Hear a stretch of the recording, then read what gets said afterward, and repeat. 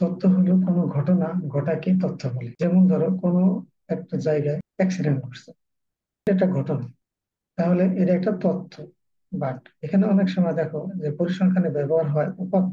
তাহলে উপাত্তটা কি? উপাত্ত হচ্ছে যে এই তথ্যের কোনো সংখ্যাগত রূপ। কিরূপ? সংখ্যাগত রূপ।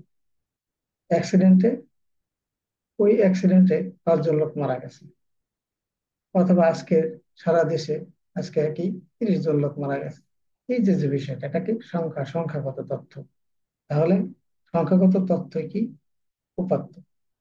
তাহলে উপাত্ত দুই ধরনের। এক হলো কি প্রাথমিক উপাত্ত। কি উপাত্ত?